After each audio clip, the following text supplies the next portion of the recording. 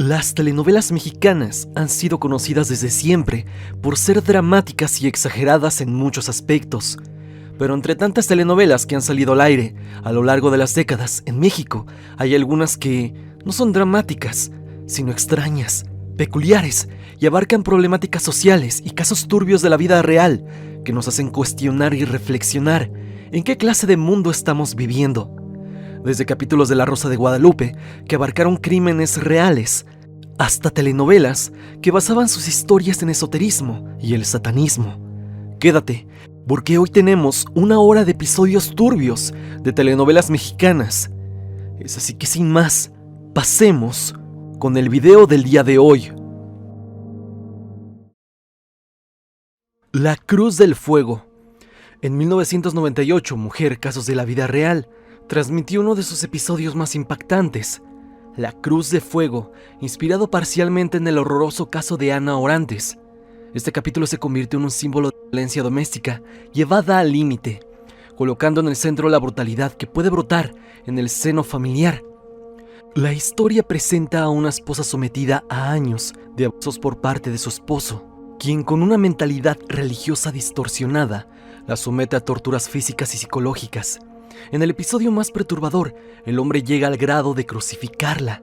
Literalmente, la amarran a una cruz improvisada dentro de su propio hogar. Antes de hacerle de todo, la narrativa no se detiene ahí. Tras denunciarlo, porque sí, la mujer salió viva de esto, y tener que seguir conviviendo por asuntos legales, la mujer decide testificar públicamente. Se presenta en televisión para romper el silencio, temiendo por su vida, y efectivamente, su temor se cumple. El agresor la encuentra frente a las cámaras y en un acto final se la lleva. La amarra de nuevo en la cruz dentro de su sala y posteriormente... Este episodio desató una oleada de horror entre los televidentes. La crudeza de la escena, la crucifixión y posteriormente todo el calvario no solo impactó emocionalmente, sino que también encendió un debate social sobre la responsabilidad de la televisión al mostrar tales actos. Varios espectadores argumentaron que en horario familiar no deberían transmitirse escenas que reportaban violencia, por lo menos no con tanto nivel de detalle. Lo sorprendente es que el guión se inspiró en el caso real de Ana Orantes, una mujer española que vivió el final de su vida en 1997 debido a su ex esposo, apenas 13 días después de denunciar públicamente su situación de hombres maltratadores en televisión. Orantes había sido víctima de agresiones constantes, incluso por parte de su exmarido y sus suegros, y al hacer público su sufrimiento, desató una reacción inmediata que quebró el silencio que rodeaba a la violencia doméstica. Este episodio de Mujer, casos de la vida real, resurgió años después en redes sociales y plataformas de video, provocando debates sobre pasar imágenes muy gráficas en la televisión mexicana. Y es que, como lo mencioné anteriormente, si este tipo de capítulos llegaran a grabarse hoy en día, sería imposible transmitirlos en televisión, y no por un tema de personas sensibles, más que nada porque realmente todo lo que se llegó a ver en estos capítulos fue, en primera, episodios muy fuertes a nivel gráfico, en segundo, historias reales. Recordemos que estos episodios estaban basados en cartas que llegaban a la producción del programa y a Silvia Pinal. Entonces esto sobrepasa aquella narrativa de que en la actualidad nosotros somos muy sensibles o que todo está muy censurado ya. Esto va más allá, y quien sea de la generación pasada y haya llegado a ver en su infancia Mujer, casos de la vida real, podrá entender de lo que le estoy hablando.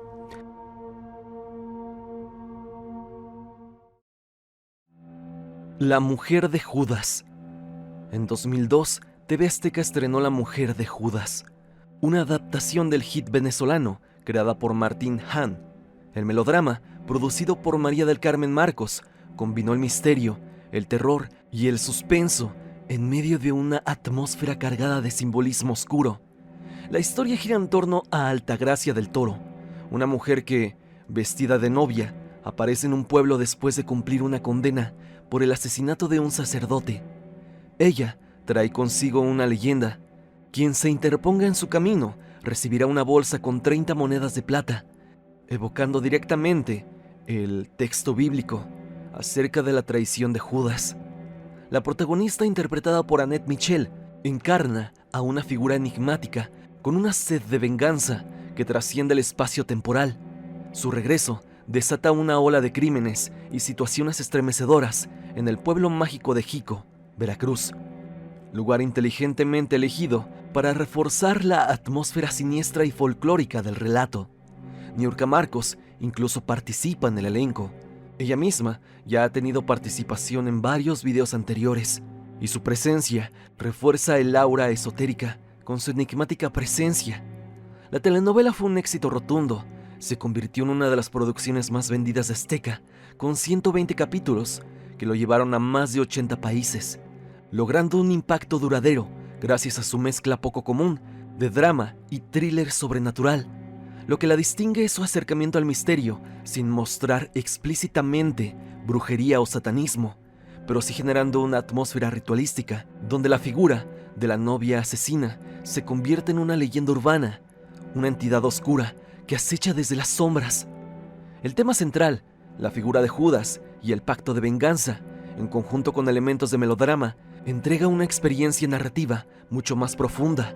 Explora el mundo de los pactos, culpas y sacrificio, todo entretejido con la idea de que hay un poder oscuro detrás de algunos males inexplicables. Al haberse trabajado con una estructura de thriller, la producción mantuvo al elenco como Andrea Marti y Víctor González en suspenso constante, sin saber quién era la mujer enmascarada, hasta los capítulos finales, lo que amplificó el misterio incluso detrás de cámaras. Años después, se estrenó una nueva versión en 2012, protagonizada también por Annette Michel, pero mejor producida, con más recursos y adaptada a los nuevos públicos. Además, su origen en la telenovela venezolana del 2002 refuerza la permanencia del concepto, una metodología narrativa donde el terror no necesita sangre ni demonios para convertirse en culto. Calcetitas Rojas, el capítulo que se inspiró de un macabro hallazgo. Con años y años de trayectoria, La Rosa de Guadalupe ha sacado capítulos sumamente malos, otros muy cursiados y llenos de malas actuaciones. Pero lo que estás por escuchar a continuación no se trata de un episodio cualquiera. Este está basado en un macabro suceso ocurrido aquí. Fue en las sombras de Nezahualcóyotl, el 18 de marzo del 2017, que apareció un cuerpo que estremeció a todo México. Una pequeña, que apenas tenía 4, se encontraba envuelta en una cobija, con su única pertenencia intacta, calcetitas rojas. Un hallazgo tan brutal que al instante se convirtió en símbolo de una tragedia nacional. Ella, hasta ese momento sin nombre, fue bautizada por la prensa y el horror colectivo como Calcetitas Rojas. Pero detrás del suceso real había algo aún más perturbador. La activista Frida Guerrera, recurrente en los frentes contra los crímenes contra mujeres, se convirtió en detective, armó un retrato hablado, popularizó las calcetitas rojas en redes y logró algo que parecía imposible: quitarle el anonimato a quien simplemente se le conocía como la de las calcetitas rojas, y logró encontrar su identidad. Guadalupe Medina Pichardo. Detrás del nombre estaba una historia aún más atroz. Lupita vivía en un hogar roto, no tenía registro civil, estaba en desplazamientos constantes, y quienes debían protegerla hicieron todo lo contrario a ella. La sentencia cayó con fuerza: 88 años de prisión para su madre y padrastro, esto por acabar con su existencia. Sin embargo, la justicia no apaciguó el debate. ¿Cuán lejos puede llegar la televisión cuando dramatiza cosas tan recientes y tan crudas?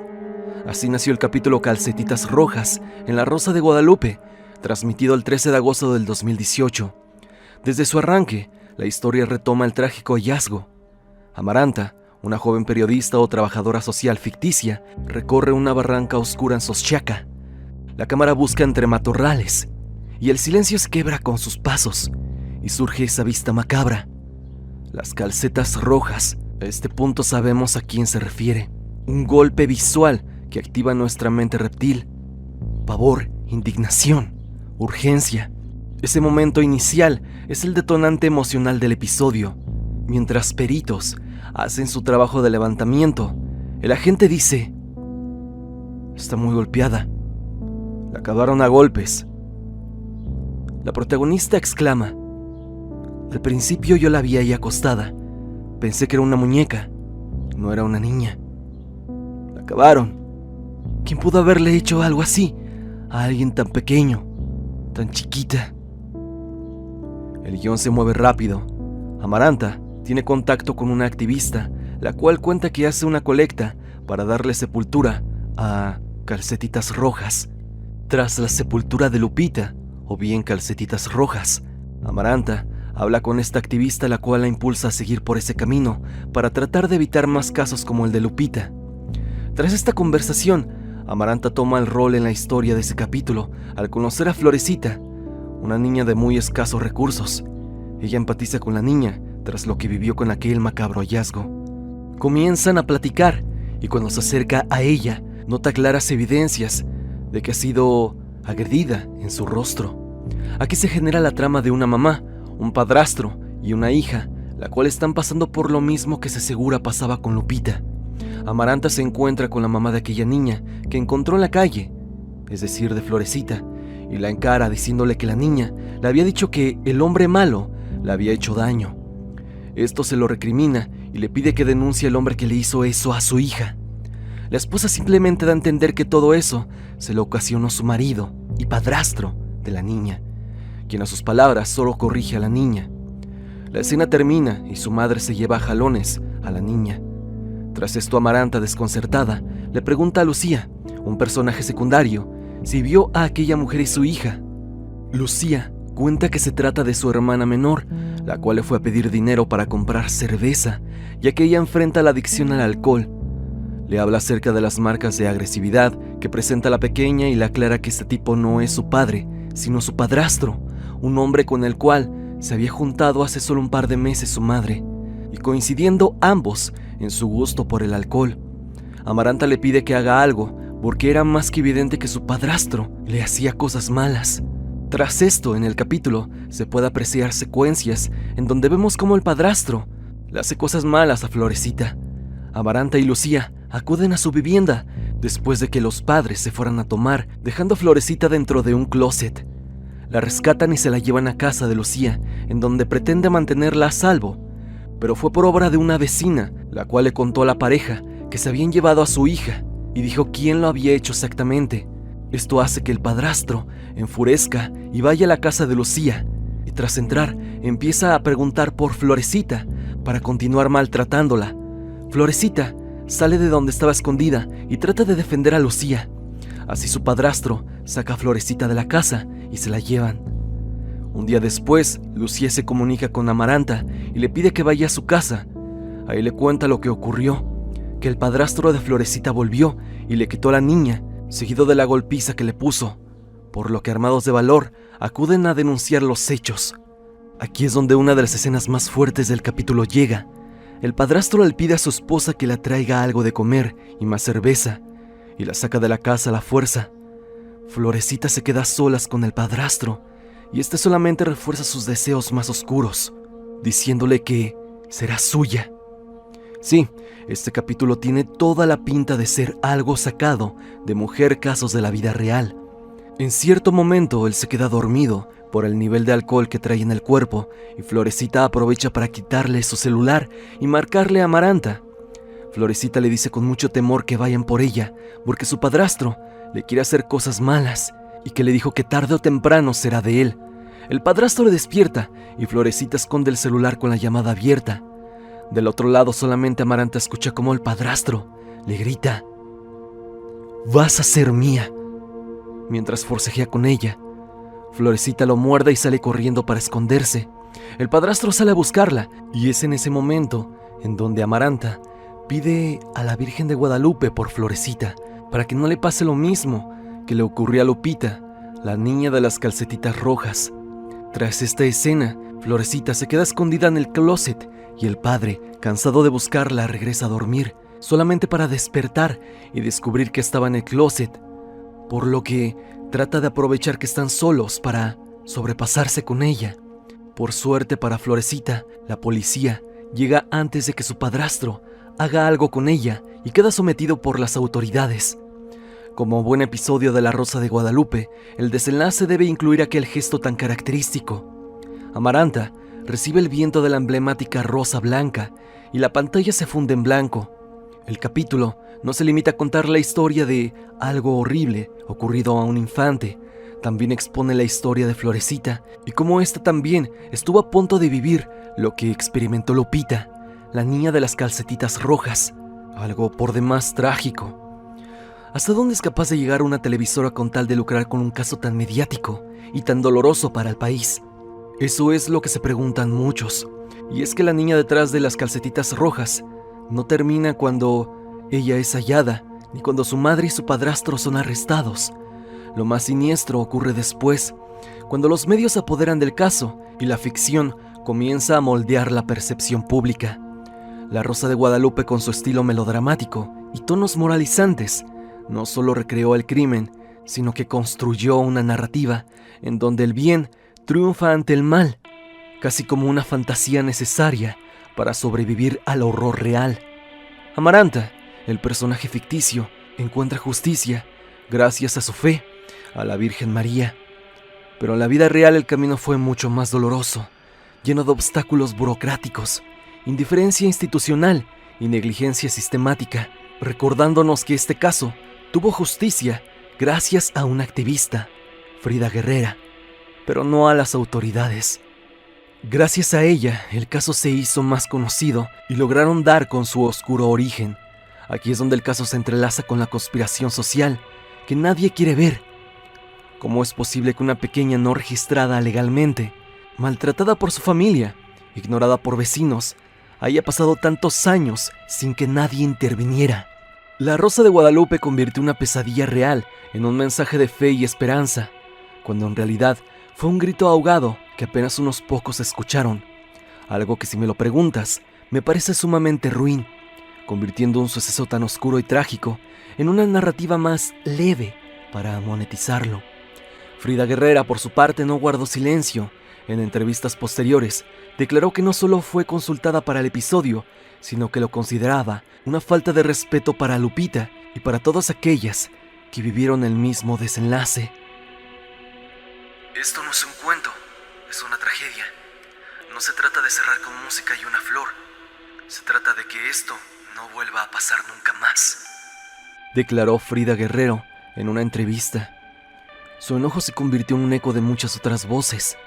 Madres, activistas, sobrevivientes que vieron cómo un caso brutal era transformado en entretenimiento de horario estelar.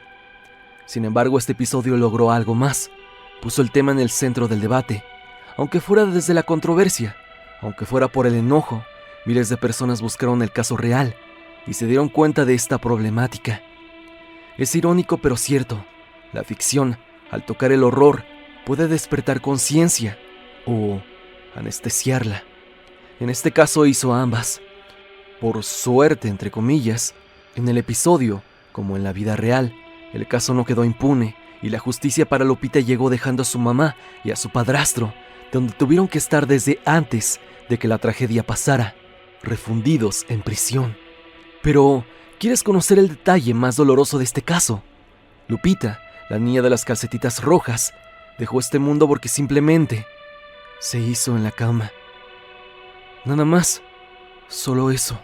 Esa fue la razón por la que sus padres terminaron con ella.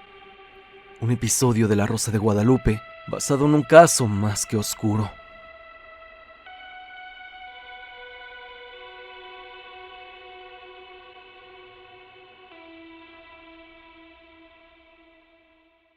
¿Y quién es tu papá? ¿Cuántos años tienes? 2 años. ¿Te quieres ir a vivir conmigo? Sí. A ver, enséñame tus zapatos. ¿Quieres un pantalón? Sí. ¿Qué le vas a pedir a los reyes? Unas leyes. ¿Le vas a pedir unos reyes? ¿Sí sabes qué son los reyes? Sí. ¿Qué son? ¿Qué son las leyes? Los reyes, los que traen juguetes para los niños.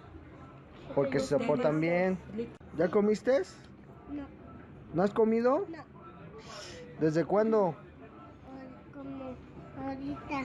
Ahorita, híjoles, ¿tienes hambre? Sí. Ok. ¿Mucho? ¿Te quieres ir a vivir conmigo? Sí. ¿Sí? Secretos. En el universo sombrío de Mujer Casos de la Vida Real hay capítulos que incomodan y luego está Secretos. Este episodio no solo perturbó al público, sino que puso sobre la mesa uno de los temas que tiene más tabús e incómodos que pueda haber en la sociedad: el incesto entre hermanos. La historia se centra en una familia disfuncional, marcada por el abandono y la indiferencia. Dos hermanos adolescentes sumidos en el aislamiento emocional y sin figuras paternales sólidas, comienzan a desarrollar un vínculo que con el tiempo se transforma en algo más oscuro. La madre, distante, parece no notar lo que ocurre bajo su propio techo. El padre ausente deja un vacío que sus hijos intentan llenar como pueden. Lo que empieza como una relación de confianza, de protección mutua ante el caos familiar, evoluciona hacia una intimidad prohibida. La joven protagonista, cuya inocencia queda atrapada entre el amor fraternal y la necesidad emocional, cae en una espiral de confusión y dependencia. Para ella, su hermano se convierte en el único refugio frente a una realidad hostil, pero ese refugio pronto se transforma en una prisión emocional. Es aquí en donde lo turbio ocurre. Este par de chicos comienzan cada vez más a descubrirse a sí mismos, hasta llegar al punto del gusto. Deseosos de ese placer carnal, no lo piensan dos veces y consuman el acto con sumo desenfreno. Un día, tras una serie de encuentros cada vez más íntimos, la joven descubre que está embarazada. Es ahí donde el peso de la culpa y la vergüenza cae como una losa imposible de cargar. El secreto se vuelve insoportable, no solo por lo moralmente inaceptable de la relación, sino porque ya no hay forma de ocultarlo. El momento más devastador llega cuando ella decide dejar este mundo, dejando tras de sí una carta que explica todo. La familia, los vecinos y el espectador quedan en shock. El silencio, la indiferencia y la falta de contención emocional fueron los verdaderos responsables. Este episodio se transmitió en televisión abierta en horario vespertino, lo que provocó una oleada de críticas, tanto por la crudeza del tema como por lo explícito de algunas escenas. Sin embargo, también abrió un debate importante sobre lo que puede ocurrir en hogares rotos, donde los adolescentes crecen sin guía, y sobre cómo el abandono emocional puede derivar en actos extremos. Lo más escalofriante no es el acto en sí, sino la sensación de que esto podría pasar en cualquier familia, en cualquier hogar de Latinoamérica. La dirección del capítulo no se enfoca en la provocación gratuita, sino en mostrar cómo la oscuridad se puede gestar en silencio, donde nadie lo ve. Secretos es hasta el día de hoy uno de los capítulos más perturbadores del show. Una advertencia dolorosa sobre lo que ocurre cuando se normaliza el silencio, se ignora el trauma y se permite que los secretos más oscuros crezcan en el interior del propio hogar y núcleo familiar.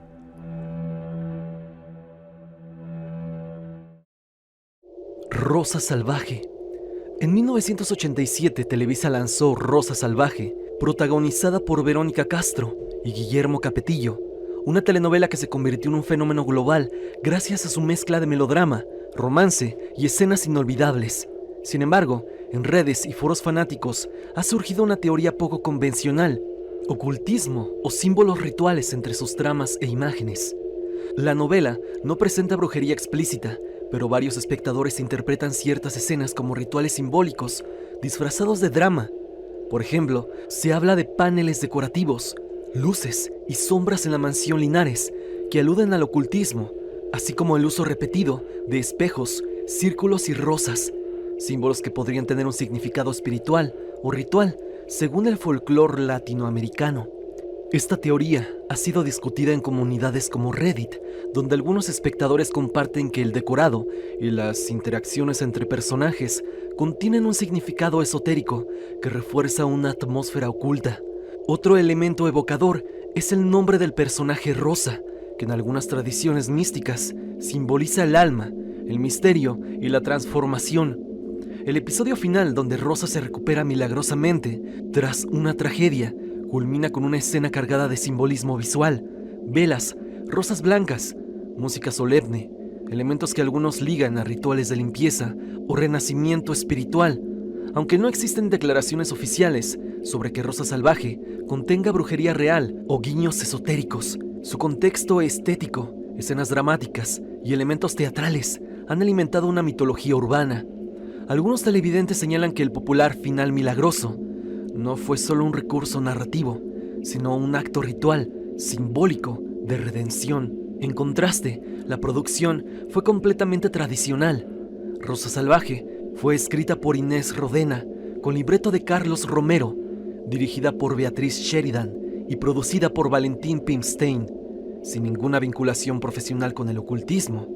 Es importante recalcar que su impacto cultural se basa en su éxito dramático, no en prácticas esotéricas, y que lo dicho aquí forma parte de teorías que los mismos fans de esta telenovela hicieron con los recursos que se utilizaban en escena. Aunque Rosa Salvaje no está completamente vinculada al ocultismo directamente en el guión, lo que podemos apreciar en dicha novela nos deja mucho de qué pensar en si la simbología está dirigida sutilmente hacia el ocultismo.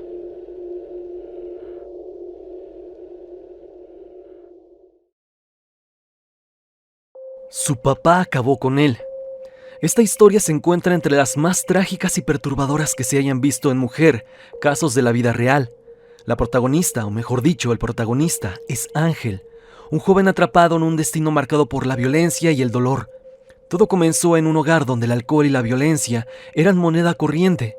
El padre de Ángel, un hombre dominado por el vicio, se convirtió en un monstruo que le hacía lo peor a su esposa, la madre de Ángel. Pero lo turbio llegó cuando, en un acto desesperado y violento para defender a su madre de una agresión íntima, Ángel perdió el control.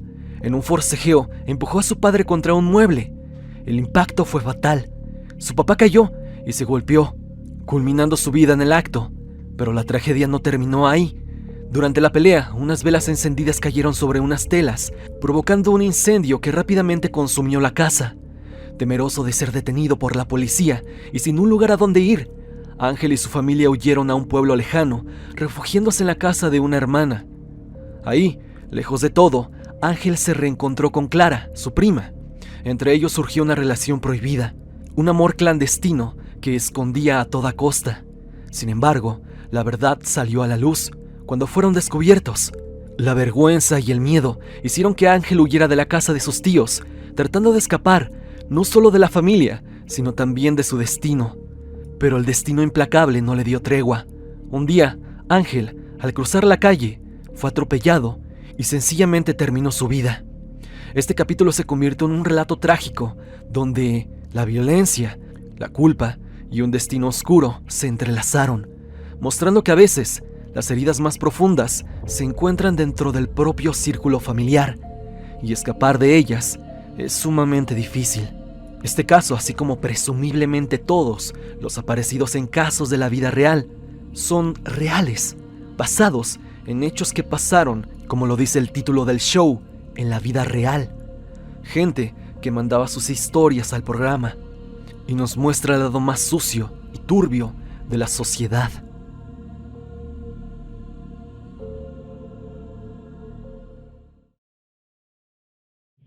El Maleficio. En 1983, Televisa presentó una telenovela que rompió todos los moldes. El Maleficio, escrita por Fernanda Villeli, producida y protagonizada por Ernesto Alonso y dirigida por Raúl Araiza. Fue la primera telenovela abierta al gran público en abordar temas como brujería, ocultismo y terror psicológico. La historia sigue a Beatriz, Jacqueline Andere, una viuda que se casa con el millonario Enrique de Martino, Alonso, y se muda con sus hijos a una mansión donde comienzan a ocurrir sucesos extraños. Enrique no es un empresario más, es un hechicero envuelto en un culto a Baal, un ente demoníaco que se manifiesta a través de un cuadro maldito dentro de su oficina. La producción destacó por la atmósfera oscura, respaldada por un elenco de lujo que incluyó a Humberto Zurita, Norma Herrera, María Sorte, Carmen Montejo, Erika Buenfil, Sergio Goyri y Eduardo Yáñez.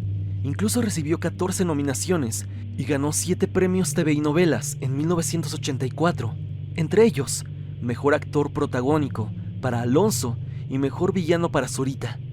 Pero lo que hizo popular a El Maleficio fueron los fenómenos sobrenaturales que acompañaron a la producción y a la grabación de la telenovela. Técnicos y actores reportaban que el cuadro de Baal no se podía colgar porque se caía misteriosamente. También se apagaban luces, se movían objetos y había siluetas extrañas en el set. Las luces se apagaban por sí solas. Llegaron a desaparecer objetos y, por si esto fuera poco, algunas personas vieron siluetas fantasmagóricas en los alrededores de los sets de grabación. También se menciona que no fueron pocos los actores que, ante estos sucesos paranormales, optaron por protegerse usando toda clase de amuletos, desde los religiosos como escapularios y crucifijos, hasta los más relacionados con la magia blanca. La actriz Malena Doria, por ejemplo, llegó al extremo de limpiar su casa, porque ahí también ya comenzaban a moverse cosas y a escucharse sonidos extraños, tal cual como si el aura de la telenovela se materializara y afectara en la vida real a todos los participantes. La trama generó tanto impacto que fue censurada brevemente en Chile, donde las autoridades consideraron el contenido demasiado violento y satánico para su época. En México, sin embargo, alcanzó audiencias históricas y se convirtió en referente del género místico en televisión.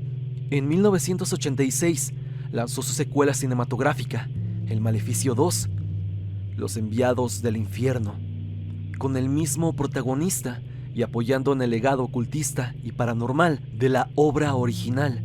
En 2023 se estrenó un remake protagonizado por Fernando Colunga y Marlene Favela, retomando el terror de la trama original y presentando la figura de Baal y los rituales satánicos adaptados al público contemporáneo.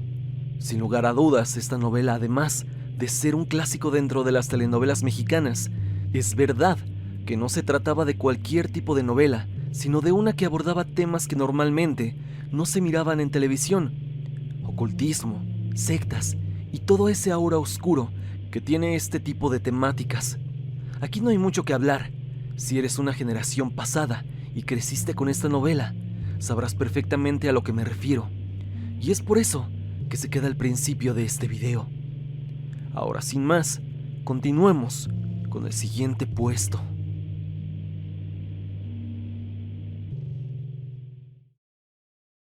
El capítulo que el gobierno de México censuró: Adiós, inocencia.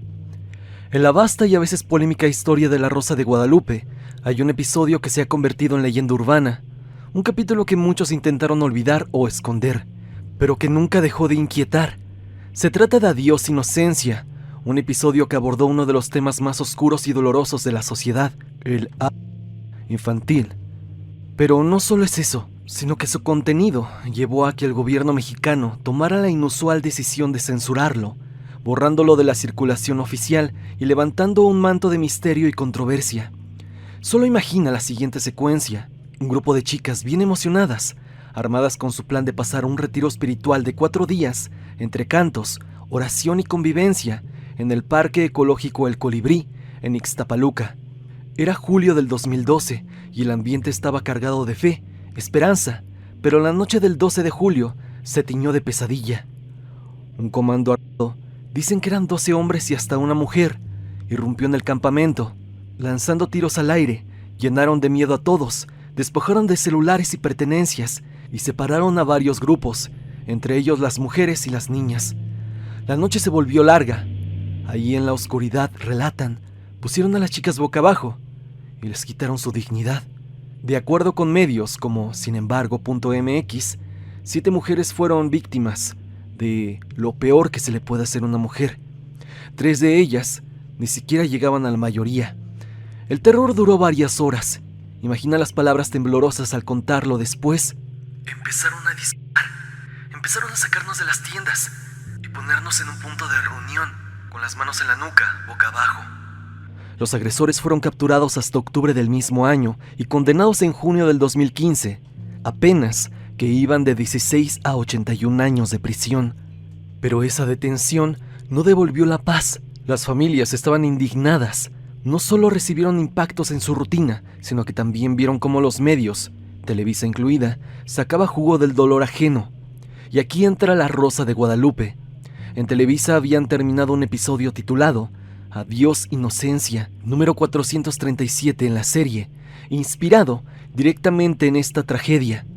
Lo tenían listo para transmitirse el 10 de agosto del 2012, Pero a 5 días del estreno, una carta, firmada por padres y las propias víctimas, llegó a Emilio Azcárraga y a la producción exigiendo que no lo transmitieran. Y es que las familias consideraban que reabrirían la herida y se estaba cruzando un límite con el dolor. Nos sentimos aludidos y le solicitamos que este lamentable hecho no sea llevado a las pantallas de la televisión. Confiamos en que los valores que promueve Televisa, sobre todo el respeto a las niñas y niños, prevalezca sobre los intereses periodísticos y comerciales. La presión fue tanta, y no solo fueron las familias. La Presidencia de la República pidió que ese capítulo no saliera al aire. Televisa accedió. Ese episodio, Adiós Inocencia, quedó guardado en los archivos, convirtiéndose en pieza prohibida. Así de simple para la tele, así de complicado para quienes vivieron el infierno. El silencio mediático oficial, claro, comenzó a filtrarse a través de teorías. Que tal vez sí se vio en países como Perú, que un tráiler apareció en YouTube, que algunos consideran Lost Media. Pero lo cierto es que en México solamente se pudo ver un adelanto de este episodio, que hasta el día de hoy es inédito. Aquí en la plataforma puedes encontrar los avances de este capítulo. De esta manera fue como el gobierno censuró este episodio por ser demasiado gráfico y mostrar una calca de los hechos que ya habían ocurrido en aquel retiro espiritual. Como ya lo mencioné, el capítulo no salió al aire y solamente tenemos este tráiler promocional del capítulo censurado de La Rosa de Guadalupe, Adiós Inocencia. Dime, ¿crees que alguna vez salga al aire o se mantendrá como un Lost Media más de la televisión mexicana? El capítulo del abuelo. Uno de los casos más traumáticos y aterradores registrados en Mujer Casos de la Vida Real. Sin duda alguna se trata de este capítulo, ocurrido en San Luis Potosí, y tiene como protagonista a una niña llamada Laurita. Su historia no solo sacudió a su comunidad, sino que dejó una herida abierta en el imaginario colectivo de quienes la conocieron o se atrevieron a escucharla. Laurita vivía con sus padres y su abuelo. A ojos de todos era una familia común, pero tras esa fachada se escondía un infierno silencioso. El abuelo, aquel que debería haber sido un protector, fungir como el papel del padre, se convirtió en su peor verdugo. Durante las noches, o cuando estaban solos, le hacía lo peor a ella, aprovechando el silencio, la oscuridad y la confianza. Un día Laurita reunió todo el valor que pudo y les confesó a sus padres lo que hacía su abuelo. Pero su realidad fue inválida. No le creyeron. Para ellos, era imposible que el abuelo, figura de respeto, fuera capaz de algo tan monstruoso. De esa manera, las noches continuaron con Laurita y con su abuelo haciéndole lo peor. Todo cambió cuando ella comenzó a presentar síntomas evidentes de embarazo. Una pequeña con embarazo. El horror ya era imposible de ocultar. Las pruebas confirmaron lo que muchos se negaban a aceptar. El bebé era de su abuelo. Ese descubrimiento rompió al padre de Laurita, hundido en la culpa por no haberla protegido, por no haberle creído cuando se le decía que le hacía cosas malas, siendo solo una pequeña.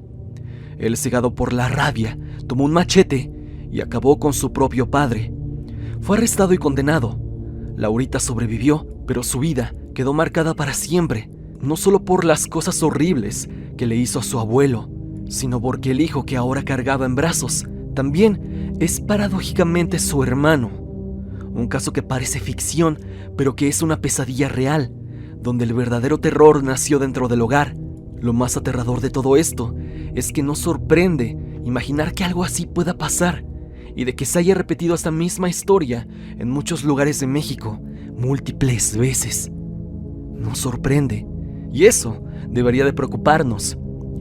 Lo peor de esta historia es que no solo se quedó en una ficción de este programa de televisión, sino que este capítulo estuvo basado, así como otros capítulos, en un hecho real. Hechos reales que ocurrieron aquí en el país. Y es que el caso es turbio por donde lo veas. El horrible destino de Laurita, la mente enferma del abuelo, así como la acción del hijo hacia su padre, el cual, enfermo de asco y venganza, lo acabó. Dime, ¿qué te hizo sentir este puesto? Sin duda los siguientes serán más densos, así que prepárate.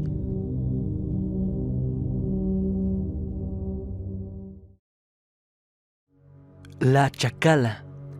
La Chacala, producida en 1997 por TV Azteca, bajo la alianza de Christian Bach y Humberto Zurita, con su productora Suba, se convirtió en una de las pocas telenovelas mexicanas en abrazar abiertamente temas de brujería, magia y maldiciones demoníacas.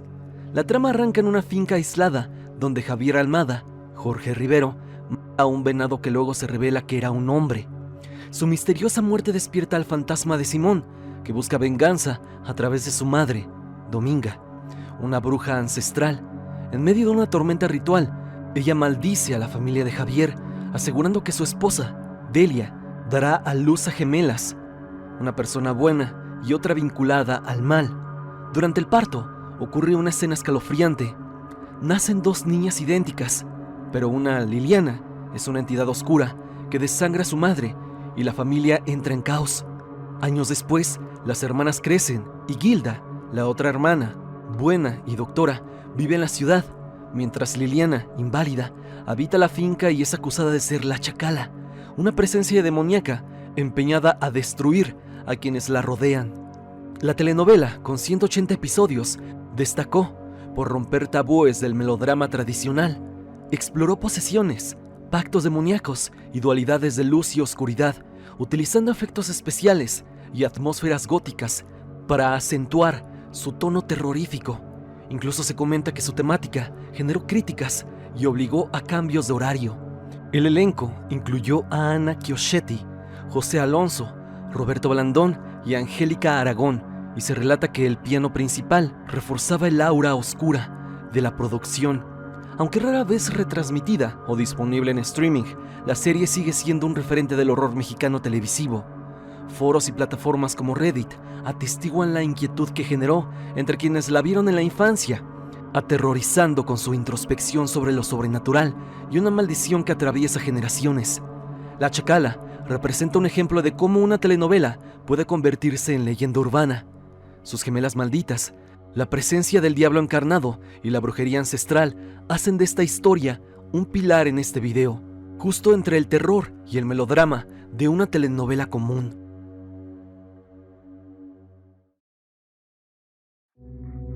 El padrastro. El capítulo Padrastro Secuestrador de Mujer Casos de la Vida Real es uno de los relatos más escalofriantes que llegaron a emitirse en la televisión mexicana. Inspirado en hechos verídicos, este episodio desenmascara el infierno que muchas familias viven puertas adentro, donde el enemigo no es un extraño, sino alguien que duerme en tu misma casa, algo que vimos múltiples veces en este show. La historia gira en torno a un hombre que aparenta ser el esposo perfecto y un padre ejemplar. Sin embargo, tras esa fachada se esconde un manipulador, controlador y agresor. Al quedar al cuidado de los hijos de su pareja, el padrastro comienza a desarrollar una conducta enfermiza. Encierra a los niños, los priva de alimentos y los mantiene cautivos bajo amenazas. Lo más impactante del episodio es cómo el terror se va colando lentamente en la rutina de los personajes. Al principio, todo parece normal, pero el comportamiento del padrastro se vuelve cada vez más errático. Bloquea puertas, apaga luces, corta comunicaciones, convierte la casa básicamente en una prisión. Los menores son sometidos a un confinamiento psicológico. Les hace creer que su madre ha fallecido, que nadie los busca, que escaparse no tendría sentido, ya que no tendrían una vida. La madre, por su parte, comienza a notar señales extrañas, pero el control emocional del padrastro la nubla. Cuando finalmente descubre la verdad, ya es demasiado tarde. Sus hijos han sido marcados de por vida. Uno de los niños incluso sufre el colapso nervioso. Este episodio generó controversia al mostrar una violencia doméstica más silenciosa y retorcida. No hubo agresiones, no hubo algo gráfico, pero sí una destrucción psicológica meticulosa. Muchos televidentes quedaron impactados al saber que el caso estaba basado en hechos reales. Padrastro Secuestrador no solo es un relato de abuso, sino una denuncia. A veces el verdadero monstruo no necesita máscaras ni cuchillos, solo una llave, una sonrisa y la confianza de una madre. Y es que en ocasiones, los padres biológicos, o como lo fue en este caso los padrastros, pueden llegar a tener una mente retorcida y hasta disfrutar de hacer cosas que no pueden mencionar con sus hijos, desde lo más leve hasta los actos más extremos.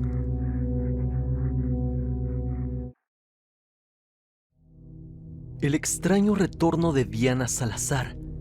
En 1988, Televisa apostó por una telenovela que rompió todos los esquemas del género.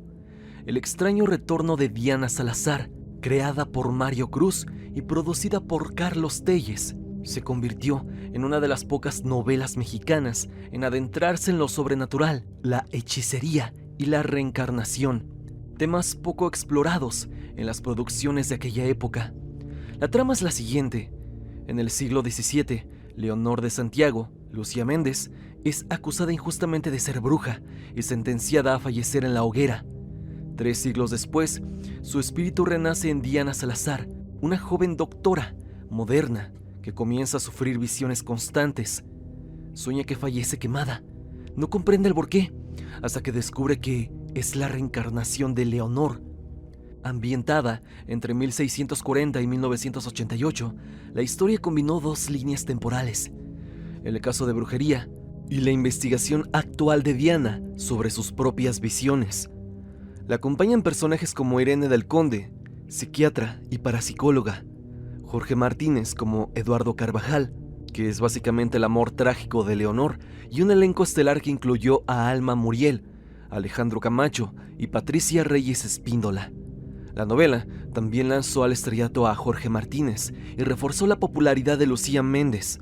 Además, quedó marcada por su emblemático tema musical, Un alma en pena, compuesto e interpretado por Juan Gabriel, un tema que reflejaba el dolor, la melancolía y la condena de la protagonista.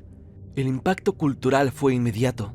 Su enfoque esotérico, la historia de amor espiritual y el drama psicológico hicieron que se estrenara en el Canal de las Estrellas. Tuvo 196 episodios y se reestrenó en 2020 por el canal Telenovelas y en Blim. En 2024, el mito regresó con fuerza. ViX y W Studios estrenaron la serie Remake, protagonizada por Angelique Boyer y Sebastián Rulli, una producción moderna que retoma el terror del pasado y las visiones del presente, con escenarios más oscuros, efectos mejorados y una historia adaptada a la actualidad. Lo que convierte a Diana Salazar en un clásico eterno es cómo cruzó el drama de esa época con lo paranormal. Es una telenovela que habla de la reencarnación, culpas heredadas y justicia espiritual, con personajes que cargan heridas y almas marcadas por la brujería y la Inquisición. Dentro de este video acerca de novelas que tocan temas como el ocultismo, sin lugar a dudas, no podía quedarse afuera. El caso de los Porquis. A continuación, te voy a contar algo que parece inventado, pero no. Pasó aquí en México y sigue doliendo como si hubiera sido ayer. Es la historia de unos juniors de Veracruz, los famosos Porquis, que se propasaron con una chica. Y tengo que decirlo de esta forma, para evitar cualquier tipo de problema. Pero, aún así, a pesar de su delito por poco, y se salen con la suya. Y es que esta historia parece un chiste muy mal contado, ya que literalmente uno de ellos terminó pagando 70 pesos como multa. Así, como si la justicia fuera un chiste. Todo comenzó en el año 2015, cuando Dafne, una chica de 17 años, denunció que 4 tipos, Enrique Capitaine, Diego Cruz, Gerardo Rodríguez y Jorge Cotaita, la subieron a la fuerza a un carro y le hicieron lo peor.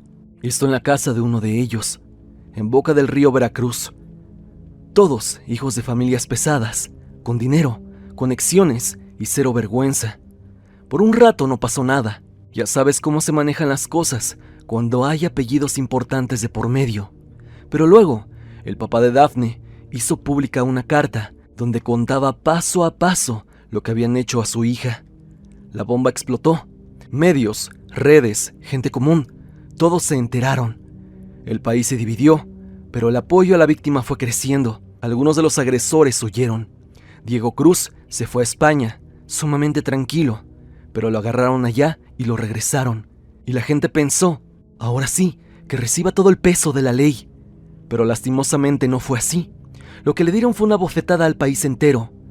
4 años después, en 2019, un juez de Veracruz dictó su sentencia. 5 años de prisión y una multa de 70 pesos con 10 centavos. Sí, lo leíste bien. ¿Y por qué? Según el juez, no se probó que existiera lascivia o intento íntimo con violencia, como si eso borrara lo que hizo, como si con dinero y tecnicismos se pudiera comprar la dignidad de una víctima. Y ahí, en ese momento, es donde entra La Rosa de Guadalupe.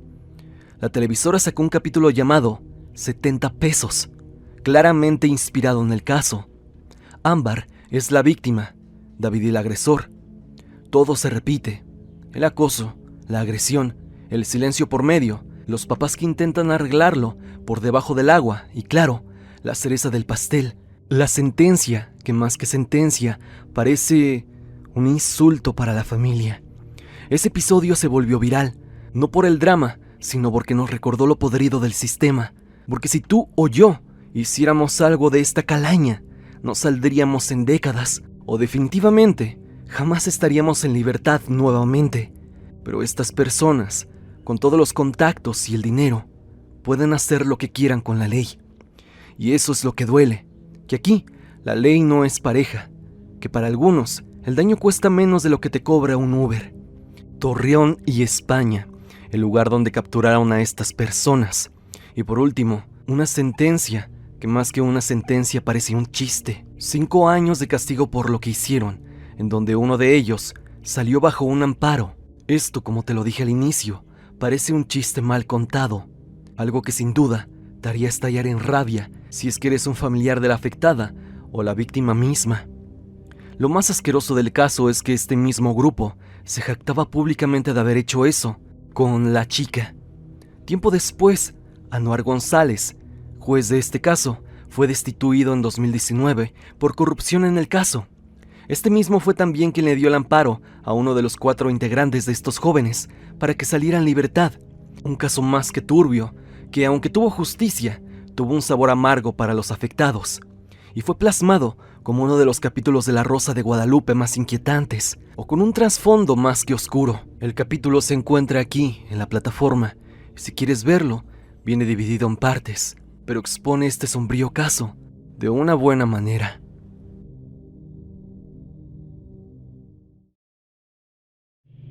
La hija del carnicero. Este capítulo tiene como protagonista a Irene, una mujer marcada por una decisión que con el paso de los años desataría una cadena de tragedias familiares imposible de borrar. Irene vivía una doble vida. Aunque estaba casada con Rafael, mantenía una relación secreta con Fabián, un carnicero del pueblo. De esa relación nació una niña, Maite, pero Irene, con el temor al escándalo y a la vergüenza, decidió ocultar la verdad. Hizo pasar a Maite como hija legítima de Rafael, y durante años esa mentira se mantuvo intacta, como una bomba de tiempo. Los años pasaron y Maite creció sin sospechar nada. Fue entonces cuando el destino, o el castigo, se manifestó.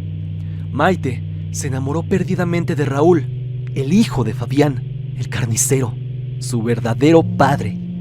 Al descubrirlo, Irene se vio obligada a enfrentar su pasado y confesar la verdad. Le dijo a Maite que no podía estar con Raúl, porque en realidad eran hermanos. Le suplicó perdón, tanto a su hija como a su esposo, Rafael. Pero el perdón nunca llegó. La traición fue demasiado. Rafael, consumido por el resentimiento, decidió vengarse de la manera más cruel. Comenzó una relación con Maite, su supuesta hija. Pero no solo eso, tuvieron una hija juntos. Un giro enfermizo y retorcido que desdibujó los límites de la moral y hundió a la familia en una espiral de perversión. Cuando Irene los descubrió, no gritó, no lloró. Solo dijo una frase que retumbó como si se tratase de una maldición. Yo solo fui adúltera, pero ustedes están malditos. Un episodio más que retorcido, digno de estar en este video. Un caso que supera con creces los límites, ya que incluso en la actualidad, si se planteara como un caso ficticio, sería imposible de sacar al aire. Es por esto y muchas otras cosas que dicen que este show realmente era algo turbio, que no debía estar en horario familiar, pero así lo estaba, y uno podía encontrar esta clase de historias a las 3 o 4 de la tarde. ¿Qué tiempos aquellos? ¿No te parece?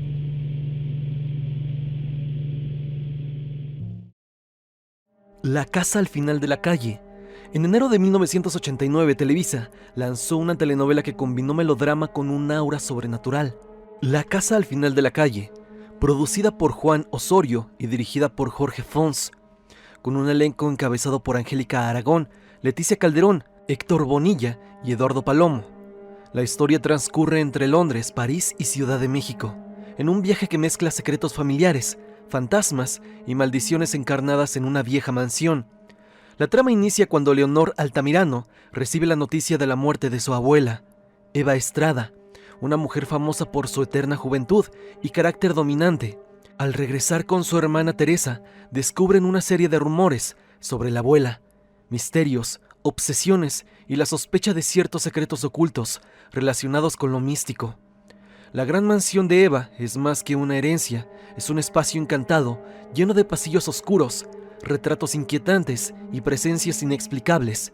Mientras Leonor y Teresa investigan, descubren a César Peralta, un pintor y amante de Eva, cuya presencia desata sentimientos encontrados y provoca una atmósfera de intriga y amenaza.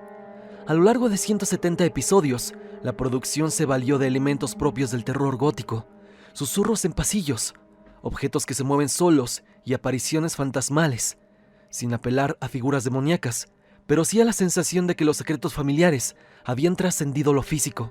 La telenovela destacaba por su música ambiental, espacios lúgubres y narrativa de suspenso inusual para su época en la televisión mexicana. Criticada y alabada a partes iguales, obtuvo 4 premios TV y novelas en 1990, incluyendo Mejor Actor para Héctor Bonilla y Mejor Producción. Se mantuvo entre el fandom como una de las pocas telenovelas que logró introducir el misterio paranormal sin perder el lenguaje melodramático clásico.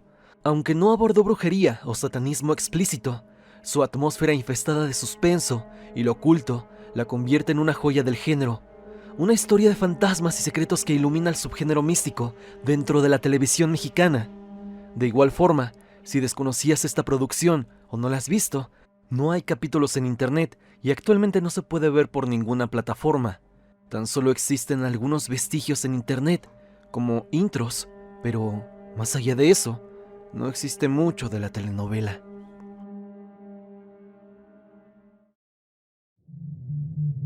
Sus últimos 15 años. Pocos episodios han generado tanta controversia como este. Aunque no existe una fecha exacta de su primera emisión, muchos recuerdan su contenido con incomodidad y otros con horror. La historia gira en torno a una joven que está por cumplir 15 años, una edad que en muchas culturas representa el paso a la adultez, la ilusión de una nueva etapa. Ella, como muchas adolescentes, soñaba con tener una fiesta para celebrarlo. Sin embargo, su padre, un hombre autoritario y violento, le niega completamente la posibilidad. La familia vive en un entorno doméstico bastante agresivo. Tanto la joven como su madre sufren constantes maltratos físicos y psicológicos por parte del padre. Él ejerce un control absoluto sobre sus vidas, hasta que por razones de trabajo debe ausentarse y viajar hacia la frontera. Aprovechando esa ausencia, la madre y la hija deciden hacer una pequeña celebración a escondidas. Invitan a algunos amigos, decoran el lugar y por un breve momento parecen saborear algo de libertad. Pero la tranquilidad dura poco. El padre regresa antes de lo esperado. El hombre irrumpe en la fiesta, la cancela con gritos y arrebatos, y vuelve a imponer su dominio. La joven, rota por dentro, con años de agresiones acumulados por su padre y una esperanza aplastada en segundos, toma una decisión que nadie esperaba. En medio de la noche, y con la casa en silencio, sube a su habitación y toma una cuerda y hace lo inconcebible hacia ella misma. Lo más impactante del episodio no fue solo el tema tratado, sino la crudeza con la que se mostró la escena final. Durante más de un minuto, la cámara permanece fija en la chica, mostrando con detalle el momento exacto en el que hace lo peor. Fue una imagen que desató críticas por su realismo y por su posible impacto en la audiencia joven.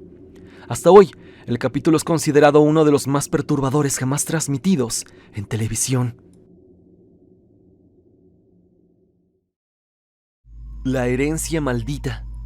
Producida por el legendario Ernesto Alonso y basado en una historia de Caridad Bravo Adams, La herencia maldita llegó en noviembre de 1986 al Canal de las Estrellas, desplegando un trama dramático, cargado de maleficios y secretos familiares profundos, con un elenco estelar encabezado por Angélica María y Miguel Palmer, y la presencia inquietante de antagonistas como Manuel Ojeda y Lilian Abaud.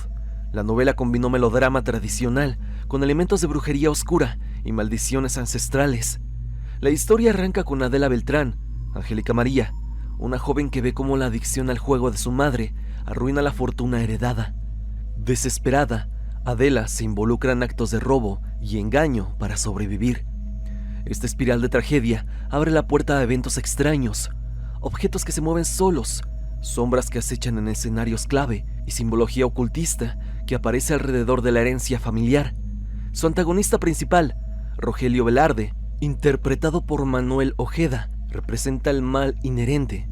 Este simboliza la ambición que recurre a lo sobrenatural, insinuando que se apoyó en rituales prohibidos para apropiarse de la fortuna familiar.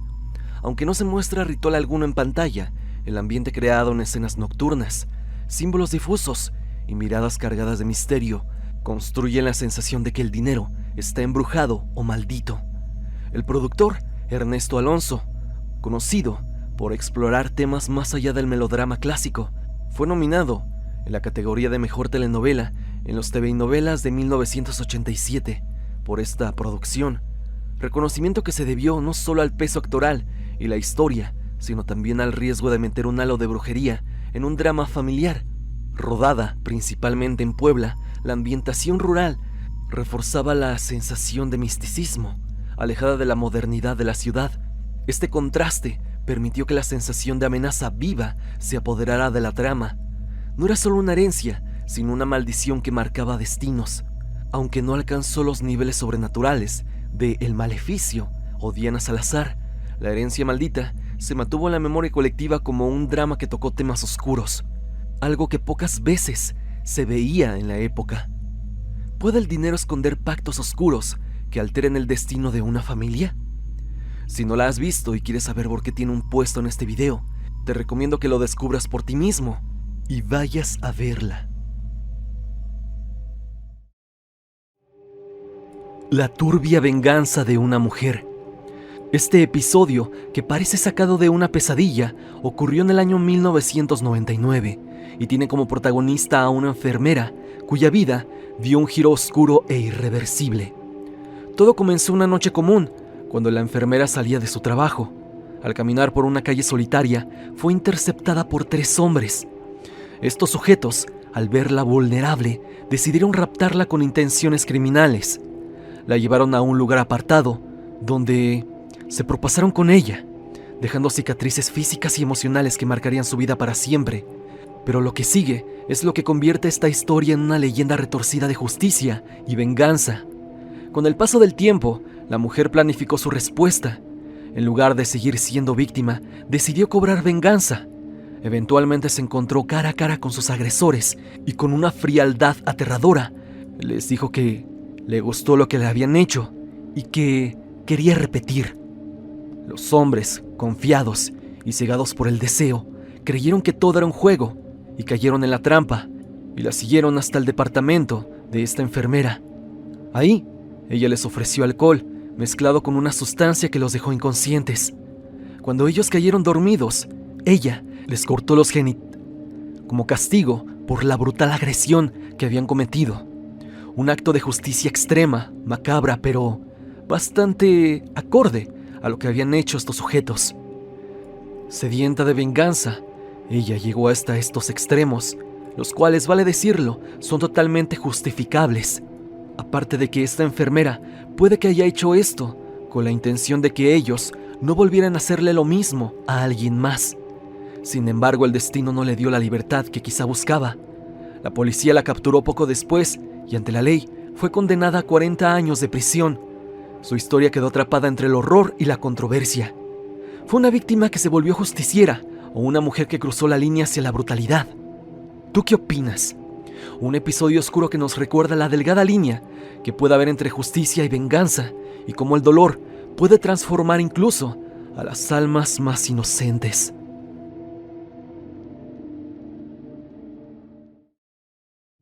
Mariela del Barrio y el caso de la bruja Calixta y la maldición de Soraya.